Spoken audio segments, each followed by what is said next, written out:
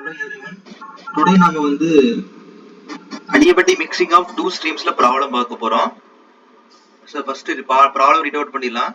An air at 25 degrees Celsius 40% relative humidity is mixed adiabatically with air at 40 degrees Celsius and 40% relative humidity in the ratio of 1 kg of the former with 2 kg of the latter. Find the final condition of air அப்படின்னு கொடுத்திருக்காங்க. அதாவது ஒரு ஏர் ரெண்டு ஸ்ட்ரீமா mix ஆகுது. First இந்த ஸ்ட்ரீம்ல பாத்தீங்கன்னா நம்மளுக்கு அதோட கண்டிஷன் கொடுத்துருக்காங்க. ஸோ அதோட கண்டிஷன் பாத்தீங்கன்னா நம்மளுக்கு இதுதான் ஃபர்ஸ்ட் ஒன் கண்டிஷன், இது ரெண்டாவது கண்டிஷன். ரெண்டு மிக்ஸ் ஆகி ஒரே கண்டிஷனை உள்ள போயிட்டு இருக்கும். இப்போ ஃபர்ஸ்ட் கண்டிஷன்ல பாத்தீங்கன்னா ஏரோட டெம்பரேச்சர் பாத்தீங்கன்னா 25 degree Celsius and 40% relative humidity. And then second condition 40 degree Celsius and 40% relative humidity. Okay, இப்போ இது 1 எடுத்துக்கிறோம். இப்போ G1 அப்படிங்கிற உள்ள என்டர் ஆயிட்டு இருக்கு. மாஸ் என்டர் ஆயிட்டு இருக்கும். இதுல W1 அப்படிங்கிறது பாத்தீங்கன்னா specific humidity at inlet condition or 1. H1ங்கிறது என்தால்பி அட் 0.1. அதே மாதிரி G2ங்கிறது மாஸ் அட் செகண்ட் ஸ்ட்ரீம்ல என்டர் ஆகிறது. W2 அப்படிங்கிறது ஸ்பெசிபிக் ஹியூமிடிட்டி அட் 0.2. H2 அப்படிங்கிறது என்தால்பி அட் 0.2. ஸோ ரெண்டு மிக்ஸ் ஆகி ஒரே ஸ்ட்ரீமா போயிட்டு இருக்கும்.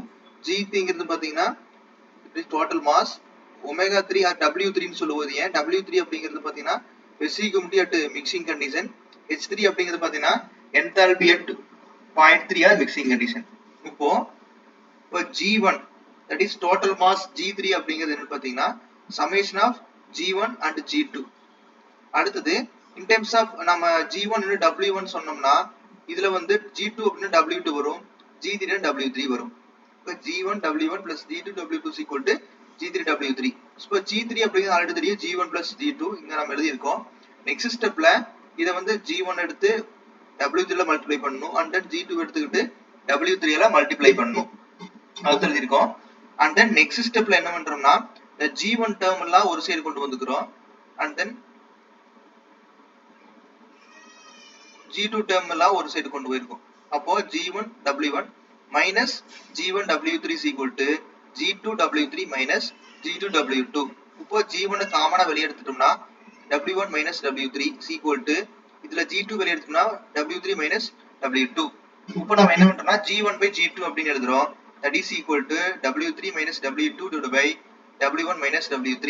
Or otherwise in terms of enthalpy சொன்னோம்னா H1 minus H1 minus H2 divided by H1 minus H3. So இந்த ஈக்குவேஷன் வச்சு தான் நாம என்ன பண்ண போறோம் அப்படினா ஃபைனல் கண்டிஷன் ஆஃப் தி ஏர் நம்ம ஃபைனல் பண்ண சொல்ல போறோம். இப்போ நாம என்ன பண்றோம்னா ரெண்டு கண்டிஷன் கொடுத்திருக்காங்க. that is 20 degree Celsius and 40% relative humidity. So இப்போ நாம சைக்ரோமெட்ரிக் சார்ட் எடுத்துக்கிட்டு என்ன பண்றோம்னா இந்த சைடு பாத்தீங்கன்னா இந்த tribal temperature. so and then பாத்தீங்கன்னா இது என்னன்னு பாத்தீங்கன்னா ரிலேட்டிவ் ஹியூமிடிட்டி 100% இருக்கும். அதுக்கப்புறம் மேபி 80 அந்த மாதிரி போயிட்டு இருக்கும். இப்போ நான் ஃபர்ஸ்ட் கண்டிஷன் என்ன பாத்தீங்கன்னா 20 degree Celsius tribal temperature and then 40% relative humidity. So இதுதான் 40% ரிலேட்டிவ் ஹியூமிடிட்டி நான் அஸ்யூம் பண்ணிக்கிறோம். இப்போ இந்த 20 டிகிரி செல்சியஸ் ட்ரைபல் டெம்பரேச்சரும் இந்த 40% ரிலேட்டிவ் ஹியூமிடிட்டிங்கிறத மீட் ஆகிற பாயிண்ட் 1ன்னு எடுத்துக்கிறோம். ரெண்டாவது கண்டிஷன் 40 டிகிரி செல்சியஸும் இஸ் 40% ரிலேட்டிவ் ஹியூமிடிட்டி அப்படிங்கிற point 2. 20 degree Celsius 40% relative humidity meeting point 1, 40 degree Celsius and then 40% relative ஹியூமிடிட்டிங்கிறது பாயிண்ட் 2. ஓகே, இந்த ரெண்டு பாயிண்ட் மார்க் பண்ணிட்டு என்ன பண்றோம்னா கரஸ்பாண்டிங்கா இருக்கிற W1 அப்படிங்கிற ஸ்பெசிபிக் ஹியூமிடிட்டி வேல்யூ எடுக்கிறோம் and then W2ங்கிற ஸ்பெசிபிக் ஹியூமிடிட்டி வேல்யூ எடுத்துக்கிறோம். and then இந்த லைனை இந்த சைடு நம்ம எக்ஸ்டெண்ட் பண்ணி விட்டோம்னா அது H1 and then இந்த பாயிண்ட்டை இங்க எக்ஸ்டெண்ட் பண்ணி விட்டோம்னா இது H2. ஓகே, H3 அப்படிங்கிறது என்னன்னு பாத்தீங்கன்னா இந்த H1 and H2க்கு இடையில வரும். அதே மாதிரி W3ங்கிறது பாத்தீங்கன்னா இதுக்கு இடையில வரும். இதான் ப்ரொசீஜர். இதை நாம எடுத்து சால்வ் பண்ண போறோம். இப்போ நாம என்ன பண்றோம்னா சைக்ரோமெட்ரிக் சார்ட் எடுத்து அதுல யூஸ் பண்ணிக்கலாம். இதான் சைக்ரோமெட்ரிக் சார்ட். இதுல நாம என்ன பண்றோம்னு பாத்தீங்கன்னா 20 degree Celsius and 40% relative humidity. So இப்போ 20 டிகிரி செல்சியஸ் எங்க இருக்குன்னு நம்ம ஃபர்ஸ்ட் மார்க் பண்ணிக்கலாம். ஸோ இதுதான் 20 டிகிரி செல்சியஸ்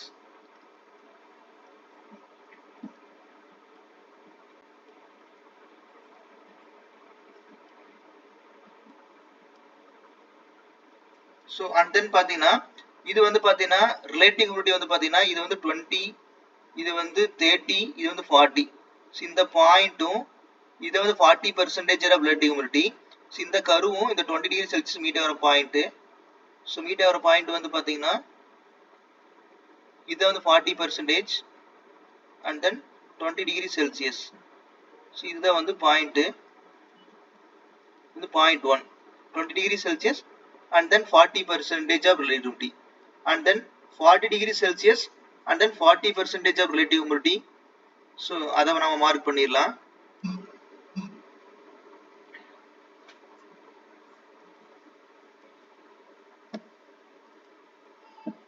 ஸோ இதுதான் வந்து நம்மளுக்கு 40 degree Celsius and then 40% relative humidity. இது வந்து 0.2. இப்போ நாம என்ன பண்றோம்னா இந்த 0.1க்கு நேரா இருக்கிற ரிலேட்டிவ் ஹியூமிடிட்டி.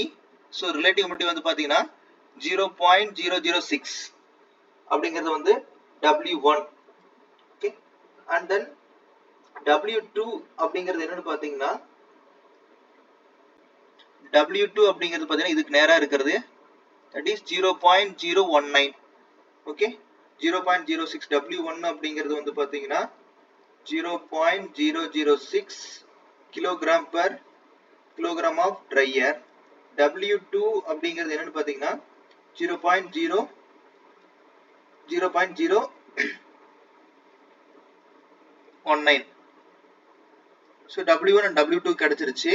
அதே மாதிரி கரஸ்பாண்டிங் என்தால்பி வேல்யூ எடுக்கிறோம். இந்த இடத்துல வந்து பார்த்தீங்கன்னா தெரியும் இந்த பாயிண்ட் இதோட வேல்யூ வந்து பார்த்தீங்கன்னா 35லேருந்து 40க்குள்ள இருக்கு. ஓகே ஸோ அப்ராக்சிமேட்டாக நம்ம எடுத்து எழுதிக்கலாம். ஸோ H1 ஓட வேல்யூ வந்து பார்த்தீங்கன்னா அரௌண்ட் 35, எபோவ் 35 ஆர் 30ல இருக்கு. ஸோ இந்த பாயிண்ட் எபோவ் 35 இருக்கு ஆர் 36 ஆர் 37 எழுதிக்கலாம். Or H1 is equal to 36 kilojoule per kilogram and then H2 is equal to இந்த பாயிண்ட் ஸோ டைரக்டா 90ல மீட் ஆகுது. இப்போ 90 kilojoule per kilogram. So W1 கண்டுபிடிச்சாச்சு, W2 தெரிஞ்சிருச்சு, H1 and H2 தெரிஞ்சிருச்சு. இதை வச்சுட்டு நம்ம என்ன பண்றோம்னு பாத்தீங்கன்னா W3 and H3 கால்குலேட் பண்றோம். ஸோ அந்த ஃபார்முலா மட்டும் சப்ஸ்டிட்யூட் பண்ணிடலாம்.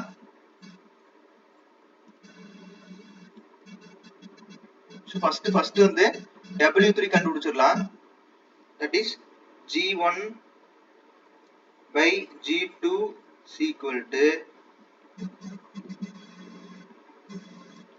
3 minus 2 divided by 1 minus 3.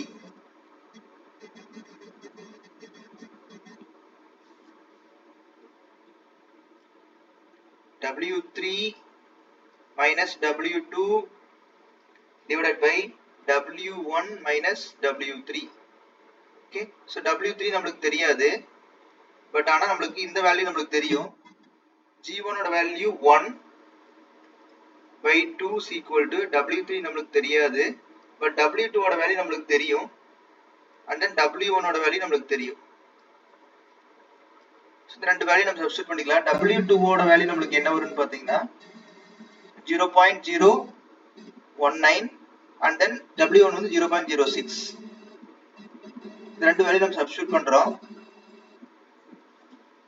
W2 வந்து நம்மளுக்கு 0.019, W1 வந்து 0.006. ஸோ இந்த ரெண்டு வேல்யூ சப்ஸ்டிட்யூட் பண்ணும்போது இதுல இருந்து W3ங்கிற வேல்யூ நம்மளுக்கு என்ன வருதுன்னு பாத்தீங்கன்னா that is 0.0954 divided by 3. So இதை நம்ம சப்ஸ்டிட்யூட் பண்றோம். சப்ஸ்டிட்யூட் பண்ணும்போது நம்மளுக்கு என்ன வேல்யூ வரும் அப்படிங்கறத வந்து W3. ஸோ 0.0954 divided by 3 அப்படிங்கறத வந்து W3.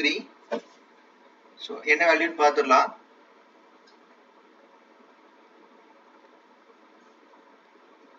So that value is 0.0318 kilogram per kilogram of dry air. Okay, so இந்த வேல்யூ நமக்கு தெரிஞ்சிருச்சு. ஸோ அடுத்தது என்ன பண்றோம்னு பாத்தீங்கன்னா நம்ம H1 H2 வச்சுக்கிட்டு நம்ம H3 ஓட வேல்யூ கால்குலேட் பண்றோம். தட் இஸ் இதேதான் G1 by G2 is equal to W1 So H3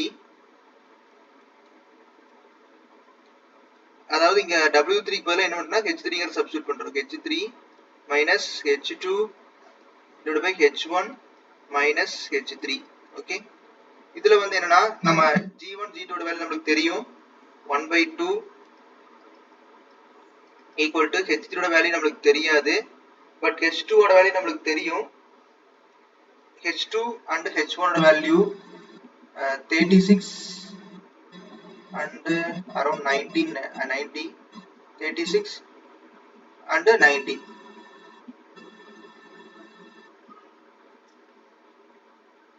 H2 ங்கிறது 90 divided by H1 ங்கிறது பாத்தீங்கன்னா 36 minus H3. சோ இதுல சப்ஸ்டிட்யூட் பண்ணும்போது H3 ஓட வேல்யூ நமக்கு என்ன வரும்னு பாத்தீங்கன்னா around 70 வரும். ஓகே, சோ H3 ங்கிறது வந்து பாத்தீங்கன்னா தேர்ட் கண்டிஷனோட வேல்யூ. and then W3 அப்படிங்கும்போது பாத்தீங்கன்னா நமக்கு என்ன வரும்னு பாத்தீங்கன்னா 0.0318. சோ இதான் ஃபைனல். ஓகே, ஏதாவது டவுட் இருந்தா கமெண்ட் பண்ணுங்க and then சேனலை சப்ஸ்கிரைப் பண்ணிருங்க. Thank you.